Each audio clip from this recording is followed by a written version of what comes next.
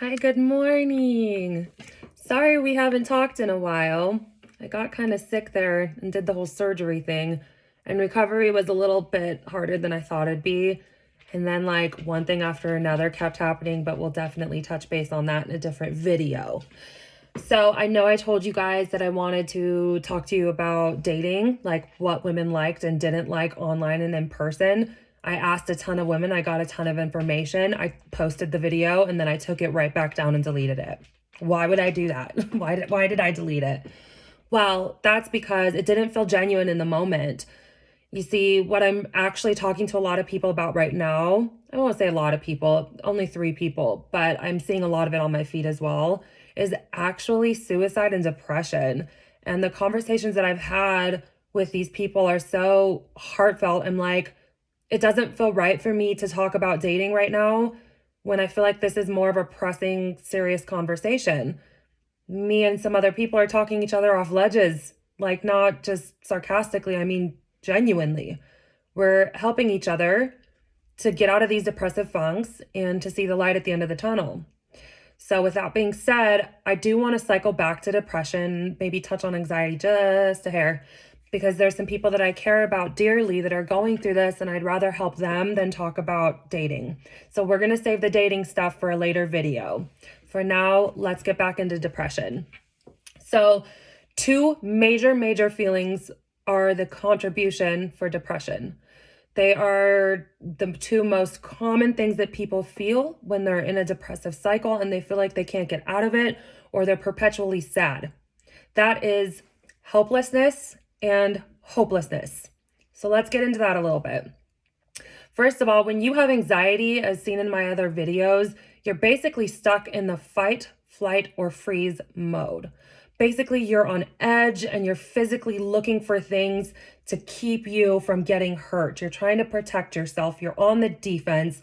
You're constantly moving through life with this feeling of, I've got to be alert to what's going to happen next. It's this feeling of control. And when you start to feel like you're losing that control, it gives you this perpetual feeling of anxiety because all you're trying to do is protect. Instead, you need to get yourself to a place where you're at peace.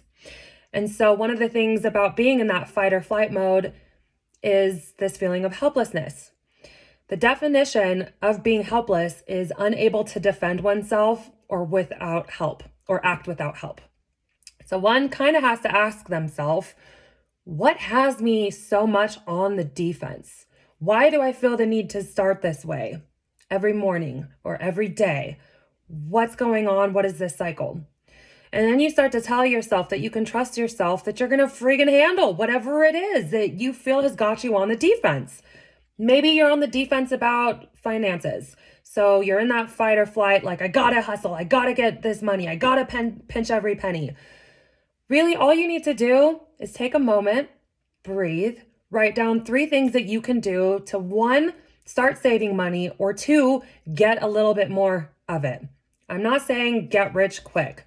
You just got to start rewiring and conditioning your brain to think logically, like, I don't have to panic over money the way that I am to the point that it's making my life feel like heck. All I need to do is start putting in little stepping stones to get myself to be at a financial goal. Little baby goals. I'm not trying to say get $1 million in 2 days. That might be very difficult for you. But what won't be difficult for you is if you're like, listen, I'm going to pre-batch my coffee for the next 3 days and I'm going to skip Starbucks. And that's going to save me just a little bit more money than I had the previous week. That is a tiny goal. But once you accomplish it, you're going to actually feel pretty good. And then you're going to have this mindset like, what next? Maybe you're on the defense about a conversation. I know me, one of the things that gives me anxiety is I worry about serious conversations that I know need to be had with people. And it's almost like I try to control the outcome. That's not going to do anything because in reality, I can't control what another person thinks or feels. All I can do is act with complete kindness and trust myself that I'm going to get through it because I know that I am. So the same goes to you. If you're on the defense about something, figure out what that something is, or even just a portion of it, and start rewiring those things in your head. Like write down little goals that's going to completely contradict why you need to be on the defense. I hope that makes sense. So helplessness at its core is the belief that there is nothing anyone can do to improve a bad situation. But let's talk about a belief. A belief is a feeling of certainty of what something means. A feeling of certainty. So your belief, whatever your beliefs are, all you got to do is tell yourself, this isn't certain. This is a belief. It's not certain. This is how I feel. This is what I think. It doesn't mean that's really what's true in the world. A lot of people get so hyped up about their beliefs and their beliefs about things that you can't prove or disprove. Why would you put yourself in a state of perpetual anxiety over something that you can't prove or disprove? That doesn't make sense to me. So if helplessness is the belief that there's nothing anyone can do to improve a bad situation, wow, that makes you feel very isolated. That makes you feel very lonely. And it starts to make you lose trust with yourself. So hopelessness leads to depression, which leads to that feeling of lonely, and it goes in this never-ending cycle. 3 things. 1, change your physiology immediately. I took this from Tony Robbins because at first I was like, but then I was like, wait, there's definitely something to this. I know when I'm depressed and I'm feeling isolated and I have that feeling of helplessness, I'll lay in bed just a little too long, or I'll dark out my room just a little too much, or I'll go into this state of complete, leave me alone. Change your physiology immediately. Use Mel Robbins and say 5, 4, 3, 2, 1 and get your booty out of bed. Use it again, 5, 4, 3, 2, 1. Open every single window in your freaking house and start absorbing that sunshine. If you don't have that sunshine, you're going to picture it. And if you picture it, you're going to feel it. You're going to strive for something that's a little bit more positive than what you're feeling now. Get your body moving just a little bit. I know at my very worst when I'm feeling depressed, getting up and doing 100 jumping jacks doesn't seem like much to you, but it means a lot to me. I'm literally telling my body, the state that you're in is not okay. I don't want you to feel this way. I don't want you to get into a funk that's going to last for weeks, months, years. I don't want this ugly pattern. So what I'm going to do is change my body just enough to break this pattern, just enough that it starts a stepping stone of getting out of that funk of depression. Change your physiology immediately. 2, start learning to trust yourself again. Both feelings of helplessness and hopelessness make you lose trust in yourself because you don't trust yourself enough that you can help yourself. You don't trust yourself enough that you can have that little bit of hope and have that little faith that things will get better. So you start building little trust with yourself. So what I do is I like to write down all of the times that I've gotten myself out of these bad situations. So when I'm telling myself I'm helpless, I say, no, I'm not. Because I've been through bad situations before and I've gotten through them with grace and I've gotten stronger because of it. And I've learned lessons because of it. Just because I'm in a bad situation now does not mean I'm going to be in a bad situation forever. I can and will get through this by trusting myself, loving myself just enough to know that I can get through this bad situation or this bad time or this bad funk, that I'm going to break this cycle. I think part of it is not being so hard on yourself and going from A all the way to Z. It's okay to go A, B, C, then take a step back to A. It's okay to go from A to M and then go backtrack to E. I don't know. All I'm saying is this is a journey, okay? This is not an end goal where you're going to be like, I'm going to cure this depression. This is literally little steps that you take to rebuild yourself like from ground up when you're feeling like the elevator's on the bottom floor. 3, don't isolate. It is definitely okay to take breaks from people, you guys. We all get burnt out. We all get a little bit overwhelmed. When it comes from that place of, you know what, I'm just taking some solace and some me time, that's actually, like, energetically speaking, a very good thing. But when it comes from a feeling of loneliness and isolation because you're in a state of depression, that's a little bit different than taking a mental break. This is the time where you absolutely don't want to isolate. You want to feel these moments of hope these little peaceful moments with other people. So latch onto somebody that you know can help get you through that. I mean, you can even reach out to me.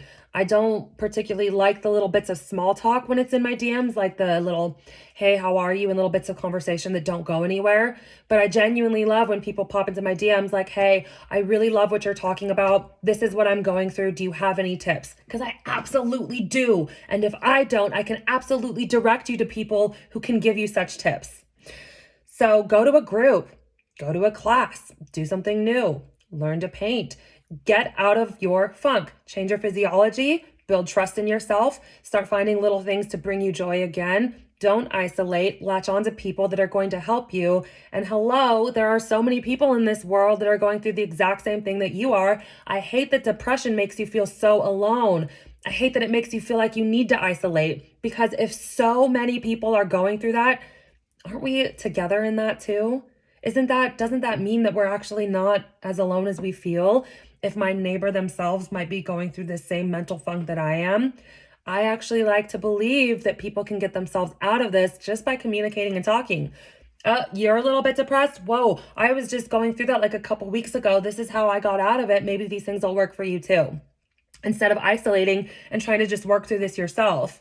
You are not a weak person. In fact, it makes you very strong to go out of your shell, to seek help, and to talk to people. That is huge and deserves a major pat on the back. All right, hopelessness. So hopeless is feeling or causing despair about something. It makes you feel inadequate. But here's the thing about despair. Despair's definition is a complete loss or absence of hope. So you have hopelessness that brings despair, and you have despair that means a loss of hope. Whoa, that in itself is a pretty nasty cycle, don't you think? So that's even more lonely and isolating than the helplessness, okay? So these two things can keep you in this cycle for months, weeks, years. And so much of what people do when they're in this cycle is they beat themselves up. They tell themselves, I shouldn't feel this way. But how invalidating is that? It's absolutely okay to be like, you know what? I'm going through this period of sadness, and it's okay to be sad. There's a lot of things going on in the world that deserve a little bit of sadness, and it deserves a little bit of compassion and empathy. So stop beating yourself up for feeling these things, you guys. It doesn't make you less of a person. It makes you human. It makes you more of a person. Your only job in this moment is to realize that this is temporary. You've experienced happiness before. You've smiled before. You've laughed so hard that you've cried. You've found joy in situations you never thought you'd find joy in. So why are you feeling so hopeless in this moment of complete depression when you know it's temporary? You know it's not going to last forever. Hopeless makes you feel like giving up. But why would you do that when you genuinely know there's going to be happiness to be found again? It's inevitable. Somebody's going to make you laugh super hard. Something's going to bring you an absurd amount of joy. Maybe you don't know what that is right now, but I really, really, really need you to latch on the fact that what you're feeling, this hopelessness, it's temporary. It's not going to last. And you're going to trust yourself enough to not let it. You're going to trust yourself enough to catch it early on so that those weeks, months, years, maybe it only turns to a couple of days. And it's possible, you guys, I'm living proof of this. My depression used to get me into this funk for weeks, months. Now it's maybe 2 days. And for those 2 days, it's not as bad as it was. If I can do it, I absolutely know that you can do it too. So there's your 3 things again, is 1, temporary. 2, gratitude. I've mentioned this in pretty much every one of my videos, and I know it's so like eye roll worthy or it's so cliche, but if I were to hook your brain up to a scan and I were to tell you things that help you feel really grateful for what you have. Maybe it's the little moments of when you first saw your kids open presents on Christmas. Maybe it's those brief moments where you're with your dog and you're hiking in the wilderness and you just feel grateful, like, I'm so thankful I have this moment. It's these little baby bits of your life that bring you gratitude. On a brain scan, all of a sudden your brain's going to light up in areas that were previously dark. I showed you guys in another video what a healthy brain looks like, and I showed you what a depressed brain looks like. If I start helping you find moments of gratitude, it is impossible for your brain to feel depressed and grateful at the exact same time, because parts of your brain will light up, because you're going to feel better. So when you're feeling hopeless and you're like, there's nothing there for me, I have nothing in my life, immediately rewire that and start conditioning your brain to be grateful for the little things. I'm really grateful for my little moments with coffee and God. I'm really grateful for my moments with people who make me laugh. Even if it's like that sarcastic kind of stab at you kind of laugh, it's still a joyful laugh. I am really grateful and thankful for the clothes in my closet and the food I get to eat, that I don't have to go out and hunt every single meal, that I don't have to spend 3 hours cooking these great big meals when I can just go to a restaurant and be like, hey, can I have this? I wait 40 minutes. I pay my 12 to 40 bucks and I have a joyful meal. I find gratitude in these little moments because I am not going to let the hopeless override those little moments of precious joy. God, I can't talk right now. I'm getting tongue-tied. Anyways, so just be grateful for the little baby things you have. You don't have to go from sad to happy. You don't have to go from depressed to joyful. All you need to do is realize that what you're feeling is temporary and start focusing on the tiny bit of moments of joy, those little things that you can be grateful for, no matter what that is. Number 3, this one I want you to save this video for and press play again when you're alone or you have a few moments to do this with me. Or go take a quick break really quick, pause this, go to the bathroom and just sit for a second. What we're going to do is we're going to visualize. And I know this sounds a little bit silly, but this is one of the things that I do almost every day. And it really, really, really helps my anxiety. It really helps my depression. So I want you to visualize. Take a couple deep breaths. Find this moment in your brain where you can focus on this and see this. Imagine that you're stuck in this cave, this dark, dewy, musty cave. It smells like water and rocks. You can feel the rocks when you press your hands out. You can see the floor of the cave that's covered in sand or dirt or rocks or wherever have you decide where your cave is.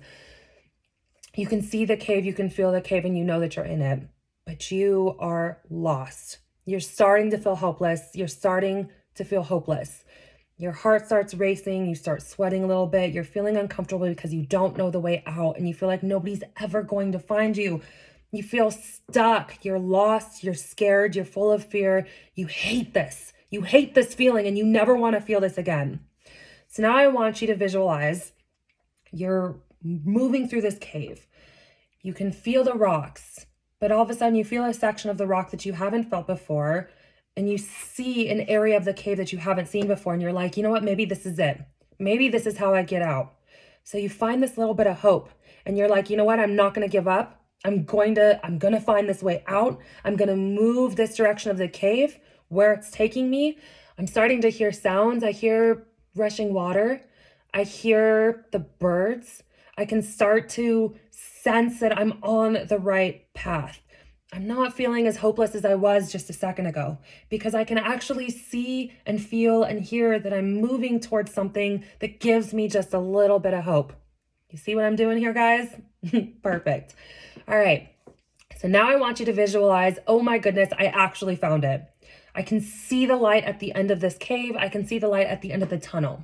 It still feels really far away. I don't know if I'm going to get there. I'm starting to get really thirsty and not feel good. But I'm going to keep moving because I believe in myself and I trust myself that I'm making the right choice. And you know what? If this isn't the way out, I'm going to trust and believe that I can find a different way. I'll turn back and I'll keep feeling my way until I find a different outlet. So you're starting to build this trust with yourself that, you know what? If this isn't the light at the end of the tunnel, if this isn't the exit, I'm going to be okay. I'm going to get through this. I'm not going to give up. You're walking. You're getting closer. You can hear the movement of your feet. Yes, you're a little bit lethargic. Yes, you feel a little bit beat down, but you're getting there. You're towards the end and you start crawling because your legs just want to give out. You've been walking forever. You're exhausted. You've been so tired. You're scared and you're very thirsty still, but you're getting closer. The light is getting brighter. You're almost to the end. So visualize yourself. You're right there. You're super close. You keep pushing, you keep moving, you keep having faith, and you just keep going. You don't know what's driving you. Maybe it's you want to see your kids again. Maybe it's, I want to live. I just want to get out of this darn cave. I just want to see the light again. I just want to feel happy. You're moving, you're moving, you're moving. And all of a sudden you feel it. You look up from the ground that you were just crawling on and you see the light. And all of a sudden the sun hits your skin and you have never felt more warm. You have this overwhelming sense of peace. I did it. I'm in the light. You can feel the hair on your skin start to rise in the warmth.